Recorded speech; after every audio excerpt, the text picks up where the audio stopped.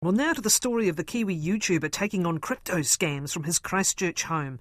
It was an email from a friend offering an investment opportunity that he, quote, couldn't turn down that transformed Danny de Heck into a self-titled crypto Ponzi scheme buster. Since then, Danny de Heck has produced more than 130 videos taking on cryptocurrency investments that he describes as dangerous and deceptive schemes. His efforts have drawn the attention of those running some of the schemes, and his efforts led to a profile in the New York Times. Danny de Heck says the schemes he targets are typical multi-level marketing, but because they use blockchain technology, it's much harder to track down who is in charge, leaving those at the bottom, some of whom have invested tens of thousands of dollars, with nothing. I asked Danny de Heck what happened to get him started on this crusade. Well, funny enough, we were looking for a place to rent, and a friend of mine saw that we're in the newspaper as in desperation, and they sent me a message offering me to go to a meeting with an opportunity of a lifetime where I could actually afford to get my own house. And what was that opportunity? Well, he wouldn't tell me. He wanted to drag me along to this meeting, and I said, I'm not going, Ken, unless you tell me the name of the company. And then he said the name is Hyperverse, and I said, mate, that's a scam. And he goes, no, it's not. It's not. You don't understand it. You don't know anything about the blockchain. I go, whatever, mate. So he's been a bit of my crusade, to be honest. Did you go to the meeting? No. Well, I've been to meetings with this guy before, other meetings, which I always somehow get hooked into them because I owned a business networking company. I'm around a lot of people, and normally I go there just to meet people and connect, but not this time. So just explain the business networking, because is this also part of the story that you were kind of used to getting pitches, some of which would be valid and some of which would be, hang on a minute? Yes, and we literally we helped. I've closed the business down 3 weeks ago, and I did it for 9 years. And people used to come along saying, look, I want to work for myself, I want a passive income, and this is what I'm thinking of doing. And I'd say, well, tell me a bit more about it. And then it would be multi-level marketing. And I said, it's never going to be a business. And so that's sort of how I'm always screening these ideas that people come up with. So you've got your eyes open for anything that reflects multi-level marketing and sometimes the unkinder words that's used about that. So having got the name from your friend, what did you then do to research? Well, I just went to Google, searched for is Hyperverse a scam, and then up come a warning from, is it the I forgot what it's called, but the Financial Institute. And it just said stay away from it, and they listed the website addresses of the website that my friend was telling me about, and they were saying it's a warning, just a warning, no real explanation about what it was. But then there's another website out there called behindmlm.com, and they had articles and all the history going way back with this company that I could have a look at. What is the history? Because has the name changed over time? Oh, well, a friend of mine who lives in Wellington, he's got a YouTube channel, and he did 10 videos of the history of this company, and we're right back to the founders, the directors, what they're trying to achieve. And it goes Colin Star Group, Hypertech Group, and then it turns into Hyper Capital, Hyper Fund, Hyperverse, and now it's rebranded, rinse and repeat, Hyper Nation. And they just get stronger every time they rebrand. But it's the same people following. All the people at the top are getting trained to be better and better each time. And it's just now I feel they're quite lethal. But the awareness that people like myself and others have done is making people more aware that this is the same scam it was way back at the beginning. What is it that you have learned about how it operates? How does the Hyper Fund scheme work? Basically, the timing of it is brilliant because everyone's used to using Zoom. So people are in these Zoom meetings and they basically come up with a good story about a passive income opportunity. So they've got something easy to sell. And these guys will, it's like they've rehearsed this, it's just a great story about how they're going to get. So let me say you've got $1,000 and you want to give it to this opportunity. What they claim is that you'll get 600 days, you'll get 3 times your investment back. And then if you refer somebody into it and say they pay into the system and pay $1,000, then you'll get 20% of that money straight away into your bank account that you can take out. And then if that person that referred them refers somebody else, then the initial person will get $150. The person that referred will get $200, and it keeps going down 20 levels like that. So if you invested $1,000, 52% of that money is given out in rewards before it even goes into the theoretical company that was going to form a planet or an ecosystem on the metaverse. Sounds like a kid's game. So that's classic, what you're describing would be what? A classic multi-level marketing exercise. Yeah, that's right. And not only that, if, let's say I convinced you to put $1,000 and I get $200, if I decide that I love the company so much and leave your $200 in my account, then in 600 days, that $200 will become $600. So it becomes unsustainable really quick. So right now, there's people out there. Well, I spoke to one guy who recruited 200 people, made $200,000. His team is now 6,000 people, and now he hates the system and he hates the fact that he's introduced all his friends into it, but he can't stop it in a way, but he's still getting all these rewards. So he took out $200,000, and now he can't get any money out because there's no money left in the Ponzi scheme. But he's still involved in it somehow. So is he based in New Zealand or is he based overseas? Yeah, I forgot what country. It's in Europe somewhere. But I get a lot of people coming to me telling me their stories, and it's such a long story. But the main thing that I've learned from it is originally I thought people would get involved in it because they were greedy. But then I interviewed 2 people who had put in their life savings, and their life savings were, one was $25,000 and the other one was $18,000 US. And they took out all their pension fund and put it all into this opportunity thinking they were going to get rich. And I thought, well, that's not greed. That's actually desperation. And people, they've been through a hard time lately and they've got bad health. One was on a sickness benefit, but they're willing, for all the money they have, they're willing to chuck that into something and hopefully get enough money to retire a little bit better than they currently were. So that got my back up a lot because I used to be part of a religious cult. And there's a lot of people in that who've actually taken their own lives. And I've been speaking to other people, and people are doing the same. And that's why I sort of want to speak out more, because the people who take their own lives, we don't really know why they do it.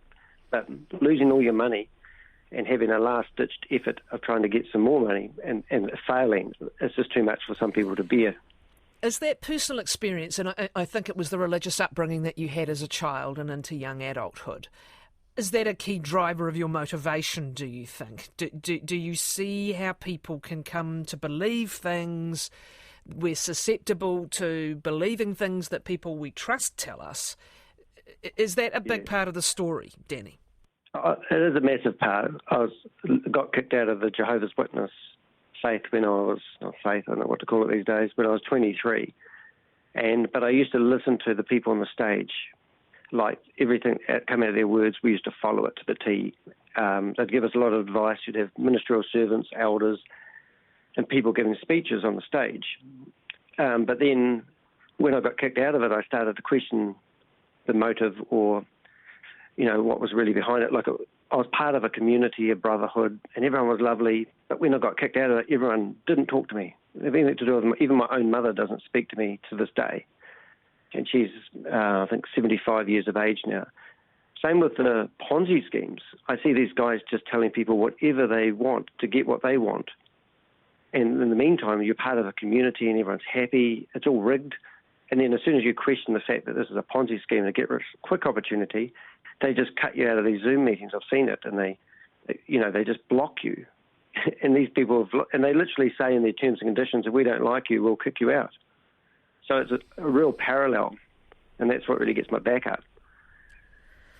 Ponzi schemes have been around for a while. They've often been sold, even in this country, as part of what look on the face of it to be legitimate investment schemes, but with that pattern of very high return.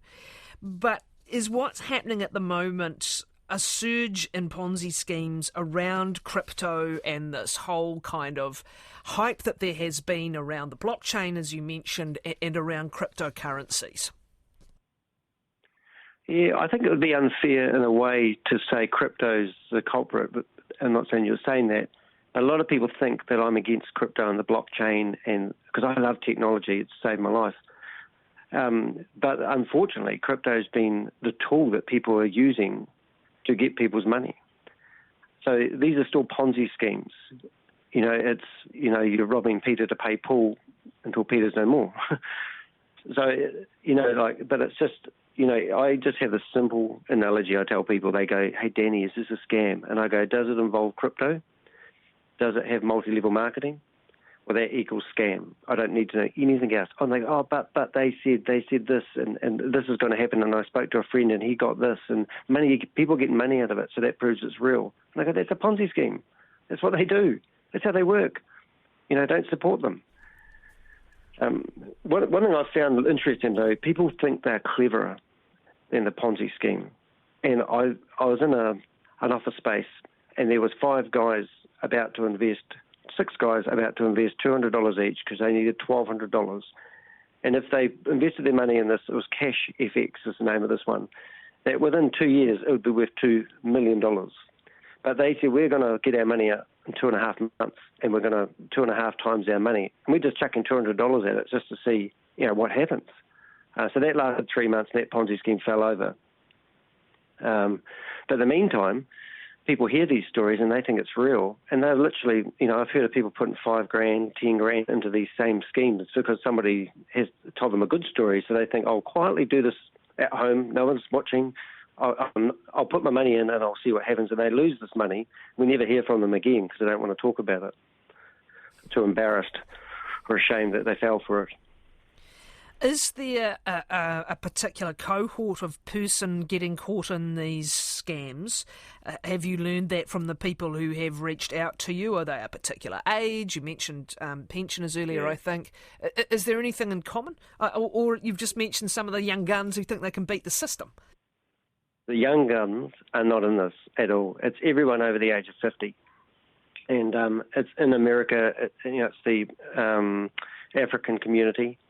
And if they have religious, and this is what really sticks out to me, if they're involved in some form of religion, they tell people you've got to have faith, you've got to have hope, the same terminology that the religions use. And these people, I've seen them in these meetings, and you look at them and you think, "Oh my goodness, these people don't look like they've got enough money to do anything." And you've got somebody holding up their iPhone or their phone, trying to tell them when to click next so they can deposit money into this exchange so they can pay for a membership fee to get into a Ponzi scheme. They don't even know how to work crypto. And you think, what are they doing this for? And you think, is it out of greed? But it's out of trust. They trust the person that's talking to them in front of them because they made their own informed decision by looking at this person on the screen. They look like a nice, honest person. They look happy. They've got wealth. Why wouldn't I want to be like them? The psychology behind it is mind-blowing, to be honest. I'm still trying to figure it out. You're a long way from America, which also, of course, has those big church congregations. I know we have some of them here, but tends to have, thousands of people can pack in to hear what is commonly called the prosperity gospel also.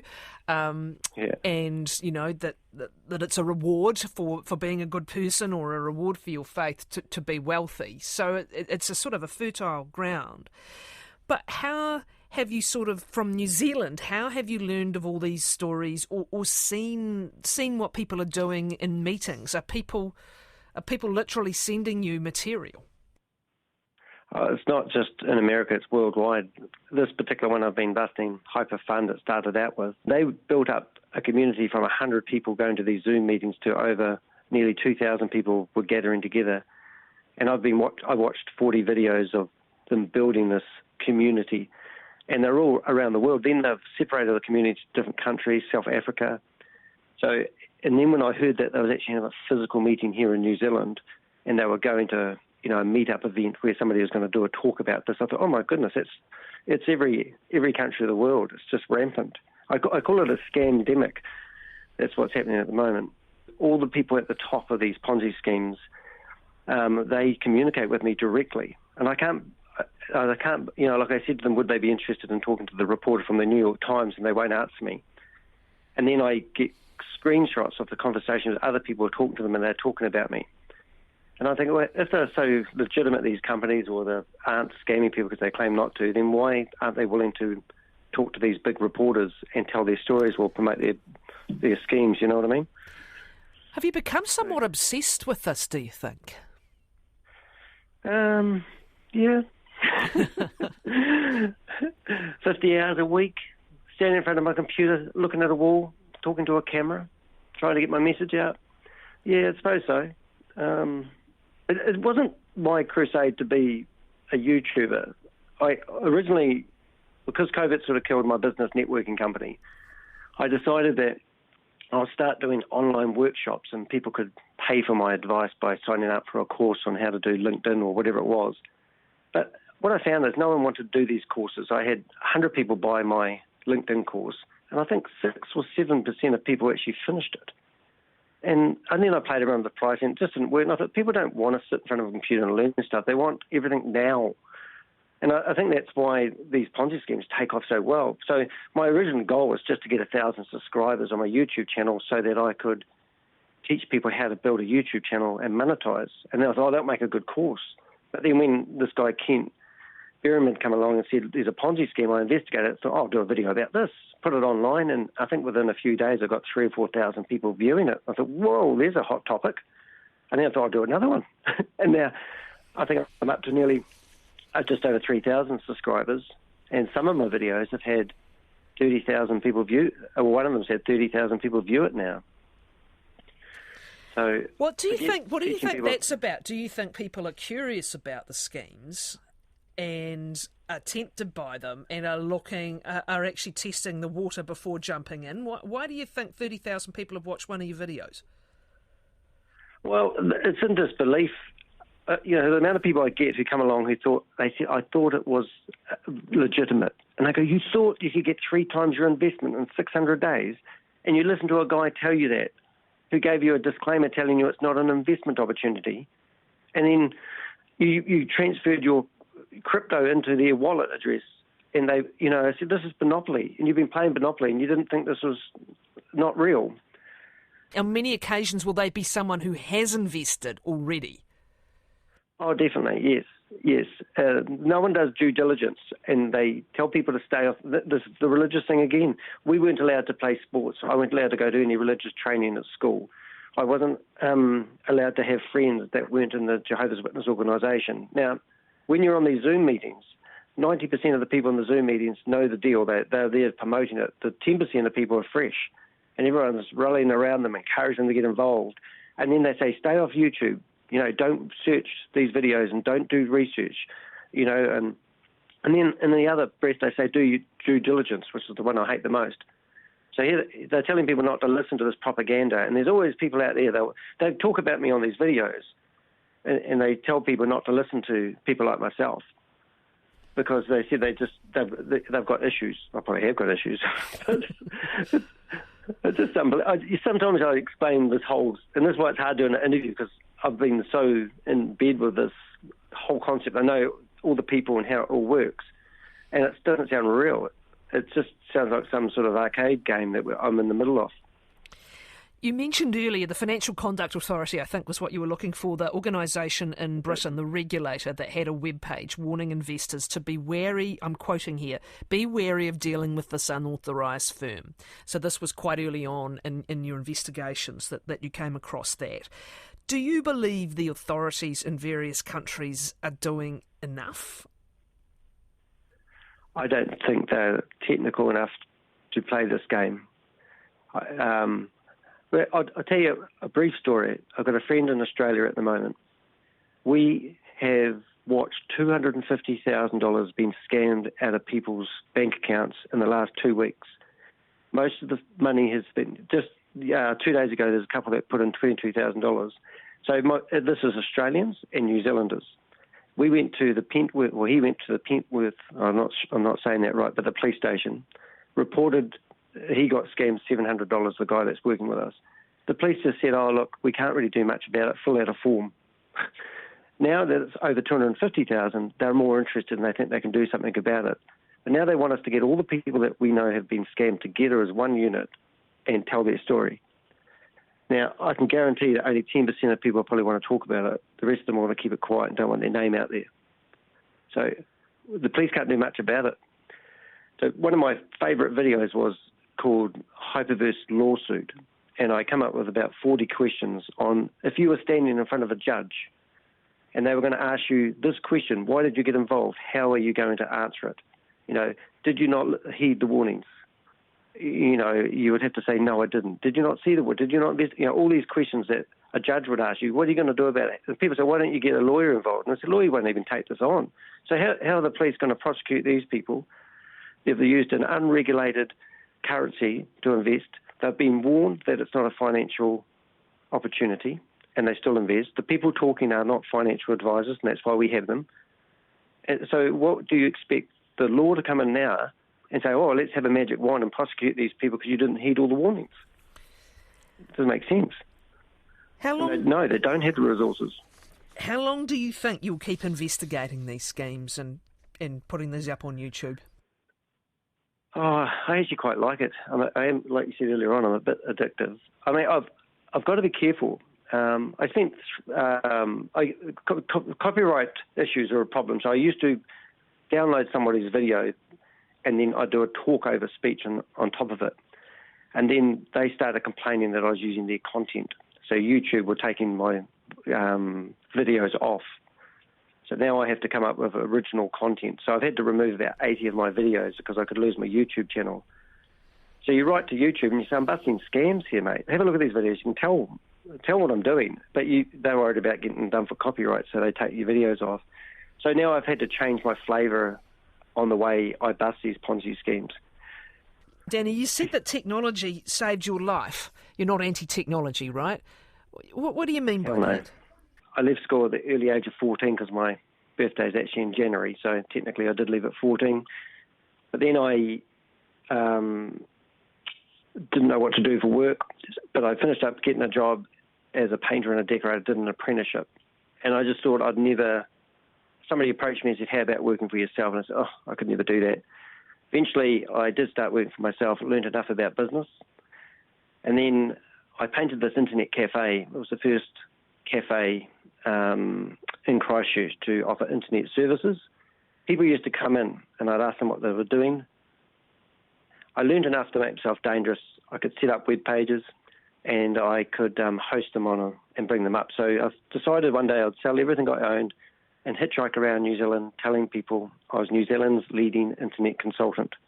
And I'd charge them like $300 to set up a web page and $30 a month to keep it going. I did that for years, and I finished up building a business that 1 year turned over $500,000 worth of turnover. And I took home $275,000 as a paycheck in 1 year. And from that business, I generated a six-figure income for 9 years in a row. And it was quite amazing. So here I am thinking, well, I can't read and write. I got tested by the age of 23, and they told me that I had a reading level of a 9-year-old and a writing level the same. So I use voice recognition, and I also have to listen to the words on the screen to comprehend what they're saying. So reading a book, never read a book in my life. So using the age of technology, like Apple products, it's on my phone, it's on my iPad, it's on my iMac. I can press a button, talk into it, and get the words on the screen. The disadvantages are a lot of people reading my messages think I talk in pidgin languages because the full stops and the commas are in the wrong place. But just for that, the strength of being able to communicate with people online, I then started teaching people how to use computers. So taught them, put them on the internet, and got them, up to speed with how the internet works. I used to install the internet on people's computers when they used to have to use diskettes. I didn't know what I was doing, but whenever I didn't know how to do something, I'm quite resourceful. I'd pick up the phone and ask somebody, I'm trying to do that, how do I do this? And I just learnt my trade myself. So I've never been to university, but now I'm finding that the educated are asking me to educate. So that's why I call myself a bit of an educator. So I love technology. And in short, it was literally like a jigsaw puzzle. I didn't know the picture, couldn't see a clear picture, but I got all the straight edges, I got all the colour bits, I put them together, and then all of a sudden the overall picture of how the internet works and how it's structured just become very clear. And I don't really have many obstacles when it comes to using technology these days. And I love teaching people how to overcome the obstacles that they think are unovercomable. Is that a word? So it gave you your career, and it was the means by which you could get past the literacy challenges. And going back to the Ponzi scheme, watching these people in these Zoom meetings who aren't educated, giving away their money, just horrifies me. And I go, this isn't this complicated.